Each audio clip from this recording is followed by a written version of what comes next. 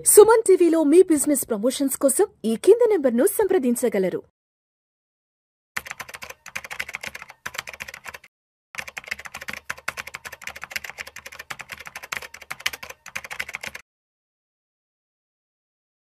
నమస్తే హర్ష.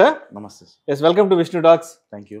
సో హర్ష, ప్రముఖ బ్రోకరేజ్ సంస్థ మోర్గాన్ స్టాన్లీ మన ఇండియన్ స్టాక్ మార్కెట్స్కి సంబంధించి ఒక రిపోర్ట్ అయితే ఇవ్వడం జరిగింది. ఆ రిపోర్ట్ ఏంటనేది ఒక్కసారి నేను చదివి వినిపిస్తాను హర్ష.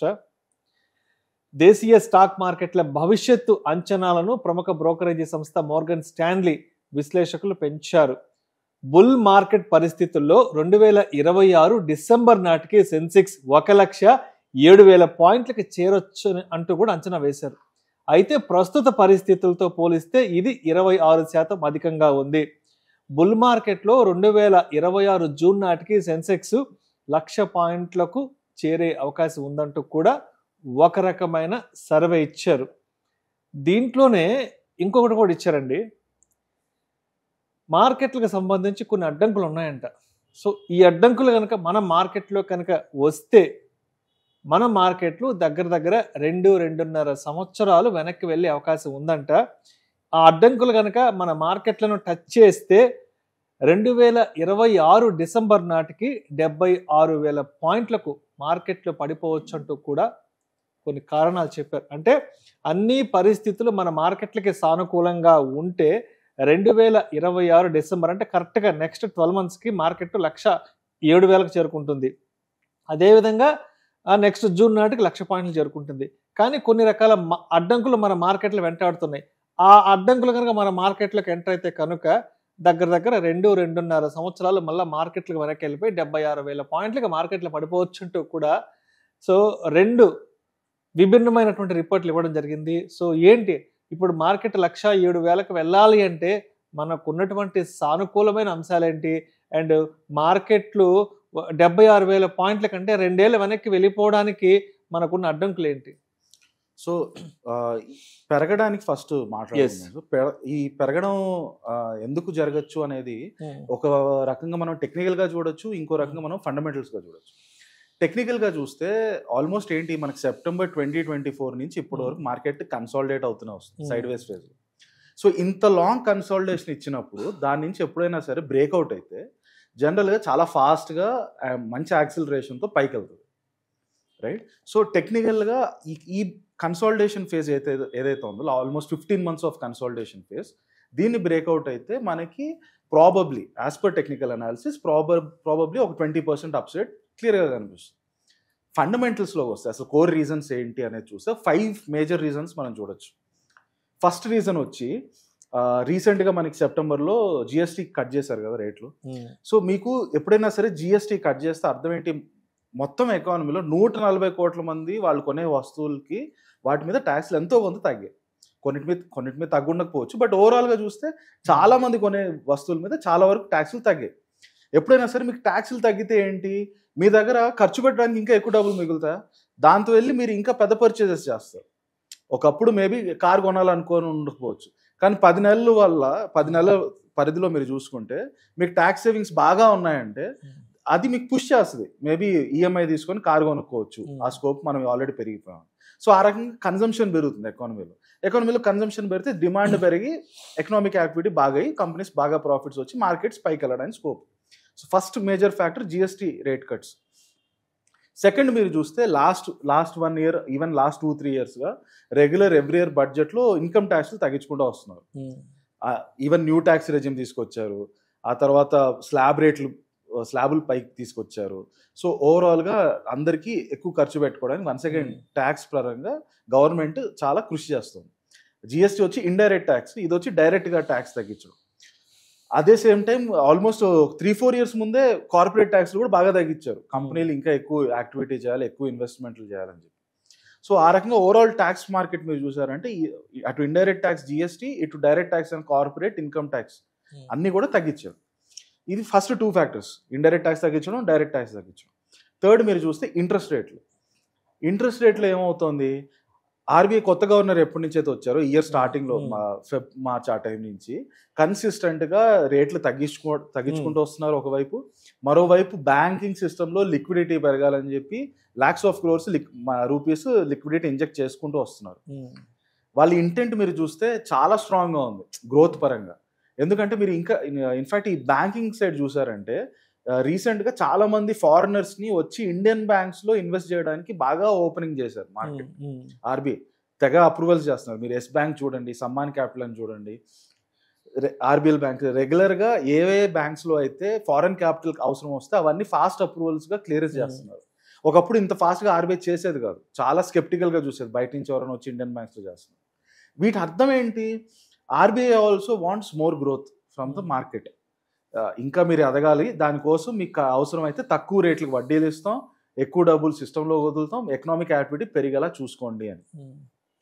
సో కార్పొరేట్స్ ఏదైతే ఉంటాయో పెద్ద పెద్ద కంపెనీస్, మార్కెట్లో లిస్ట్ అని పెద్ద పెద్ద కంపెనీస్, వీళ్ళందరూ ఏంటి, వీళ్ళకి వడ్డీ రేట్లు తక్కువ ఉంటే అప్పుడు ఎక్కువ లోన్లు తీసుకొని దాంతో కొత్త ప్లాంట్లు, కొత్త క్యాపిటల్ ఎక్స్పెండిచర్ చేస్తారు. కొత్త క్యాపిటల్ ఎక్స్పెండిచర్ చేసినప్పుడు దానికి కొత్త మందిని ఎంప్లాయ్ చేస్తారు కాబట్టి వాళ్ళందరికీ ఉద్యోగాలు, జీతాలు వచ్చేసరికి వాళ్ళు కూడా వెళ్ళి మార్కెట్లో కొత్తగా పర్చేజెస్ చేస్తారు. అదొక మంచి సైకిల్, వర్చువస్ సైకిల్గా మార్కెట్ గ్రో అవ్వడానికి బాగా దోహదపడుతుంది. ప్రైవేట్ క్యాపెక్స్, ఇది పెద్ద కార్పొరేట్స్ ఏవైతే ఉంటారో వీళ్ళు క్యాపిటల్ ఎక్స్పెండిచర్ లాస్ట్ 15 yearsగా ఇండియాలో అంత బాగా లేదు.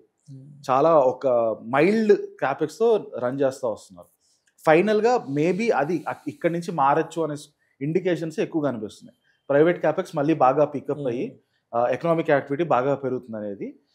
సో మొత్తం కనెక్ట్ చేసుకుంటే ఆర్బీఐ రెపో రేట్స్ తక్కువ ఉంచడంతో దానివల్ల ప్రైవేట్ క్యాపెక్స్ పెరిగి ఓవరాల్ ఎకనామిక్ యాక్టివిటీ పెరగచ్చు. ఇది మన third important factor. Fourth factor మనం చూస్తే oil prices.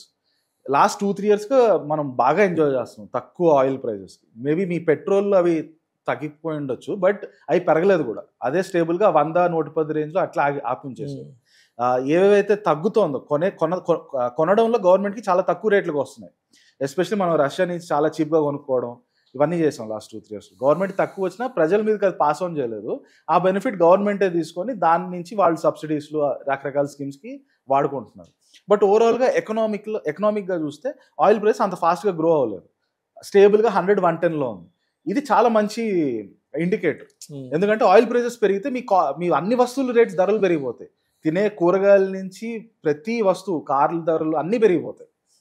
So oil prices స్టేబుల్గా లాస్ట్ 2 yearsలో ఎలా ఉండిందో అలాగే కంటిన్యూ అవుతుంది నెక్స్ట్ 1 year వరకు కూడా అనేది ఒక పెద్ద హోప్ అనమాట.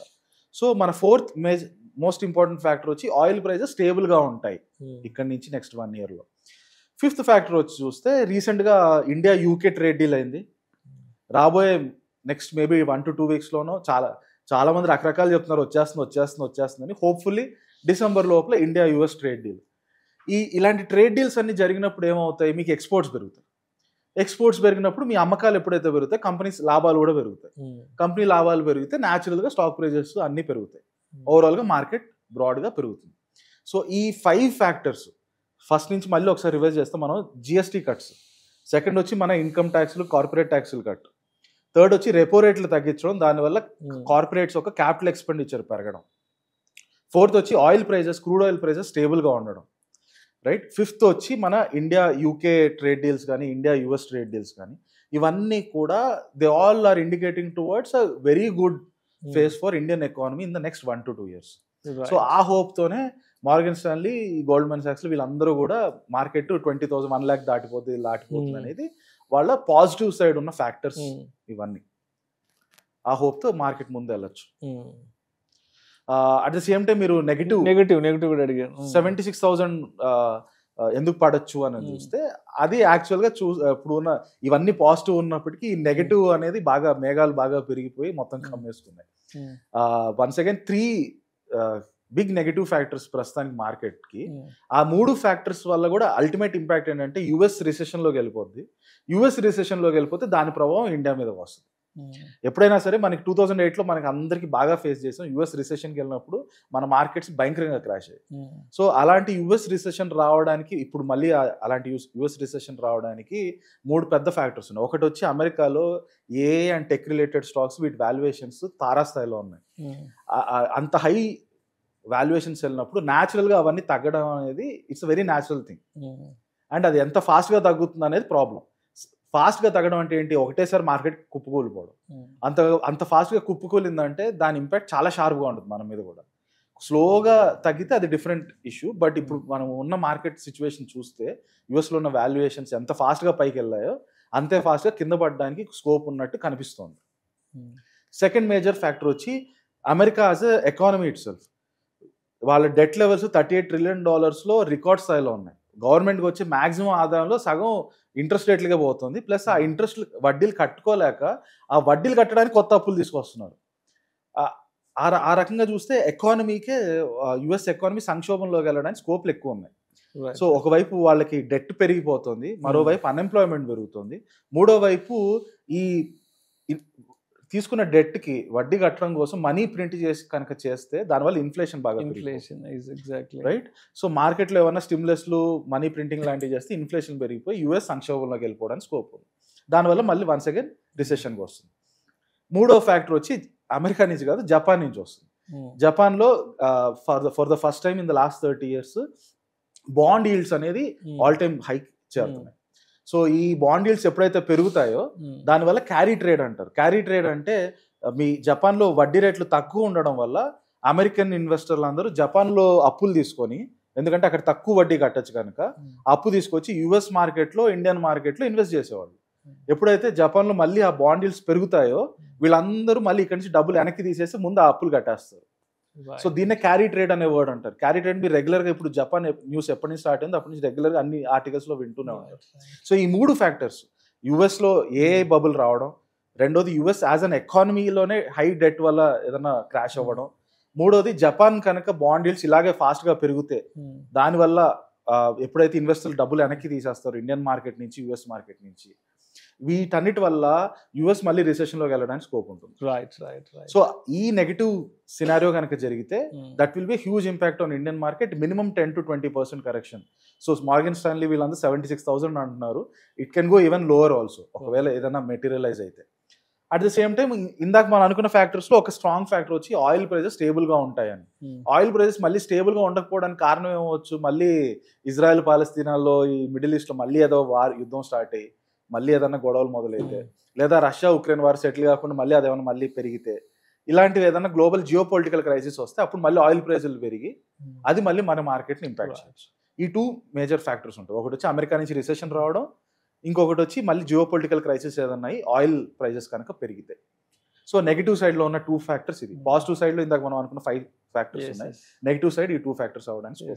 సో మొత్తానికి మార్కెట్లు 2026 డిసెంబర్ నాటికి 1,07,000 పెరగాలి అంటే దగ్గర ఒక 5 రకాలైనటువంటి సానుకూల కారణాలు ఉన్నాయి. అదేవిధంగా మార్కెట్లు 76,000 పడిపోయి 2-2.5 సంవత్సరాలు వెనక్కి వెళ్ళాలంటే ఇక్కడ ఒక 2-3 రకాల ప్రతికూల వాతావరణానికి సంబంధించిన అంశాలు కూడా మార్కెట్ను ప్రభావితం చేసే అవకాశం అయితే ఉందంటారు. Right. Thank you so much Harsha. Thank you.